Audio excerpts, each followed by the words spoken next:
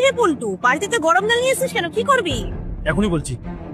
আপনার পা দুটো, আরে আরে আরে, আপনার কি করছিস তুই? পা পুরো জ্বালিয়ে দেবো। আমার পা ছাড়, তুই কি পাগল হয়ে গেছিস? আমি জ্বালিয়ে দেবো, আমি জ্বালিয়ে দেবো আপনার পা। খুব পয়সা। ছাড় পল্টু, তুই কি পাগল হয়ে আমি গেছিস? ছাড়বই না। আপনার লোকের পয়সা খাওয়ার খুব শখ না? আমার মায়নাটা দিন, নাহলে আপনার পা জ্বালিয়ে দেবো। ছাড় আমার পা। আমি ছাড়বো, আগে আমার টাকা দিন, নাহলে আপনার পা জ্বালিয়ে দেবো আজকে আমি। দাঁড়া, আমি টাকা দিচ্ছি, ছেড়ে দে আমাকে। এখনই চাই আমার টাকা। আচ্ছা আচ্ছা আচ্ছা, আমি তোর টাকা এখনই দিচ্ছি, প্লিজ তুই আমার পাটা ছাড়। আমার টাকার খুব দরকার, খুব সমস্যার মধ্যে রয়েছে, এই জন্যই এরকম করলাম। তোর জায়গায় আমি একটা অন্য কাজের লোক রেখে দিয়েছি। আচ্ছা দাঁড়া দাঁড়া, দিচ্ছি দিচ্ছি। কোথায় গেল আমার টাকা? আমি তো টাকাটা এখানেই রেখেছিলাম, ঘরে তো আর কেউ আসেনি। ওই যে দিদি, ওই যে নতুন কাজের লোকটা এসছে না, ও এই ঘরে আসছিল ঝাড়ু পোছা করার জন্য। আমি তখনই ওকে বলেছিলাম যে এই ঘরে আসতে না, ওই নিয়েছে তোমার টাকা। না না, ও চুরি করবেই না, ওকে আমি অনেকদিন ধরেই চিনি, চুরি করার মেয়েই না। আরে আজকালকার লোকেরা পয়সার জন্য সবকিছু করতে পারে, জানেন আপনি? হ্যাঁ, সেটা তো আমি দেখলামই। না না দিদি, আমাকে ক্ষমা করে দিন, আমি এরকম করতে চাইনি, আসলে খুব অসুবিধার মধ্যে আছি, তাই এই সব করেছি। এসব ছাড়, কিন্তু আমার টাকাটা কে নিল? এটা আমাকে জানতেই হবে। ওকে একবার ডাকি। শম্পা, এই শম্পা। হ্যাঁ দিদি বলুন, ডাকছিলেন আমাকে? শম্পা, তুই কি একটু আগে আমার ঘরে এসেছিলি ঝাড়ু পোছা করার জন্য?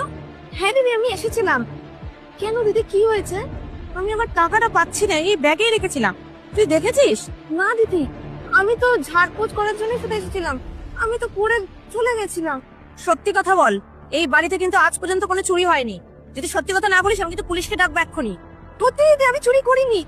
বিশ্বাস না হলে আমার ব্যাগটা তুমি দেখে নাও। হ্যাঁ দিদি, আমিও তো এইখানে কত বছর ধরে কাজ করছি, আপনি আমার ব্যাগে চেক করুন। ঠিক আছে, যা দুজনেই ব্যাগ নিয়ে আয়। ঠিক আছে, এই যে ম্যাডাম আমার ব্যাগ, আপনি চেক করে নিন।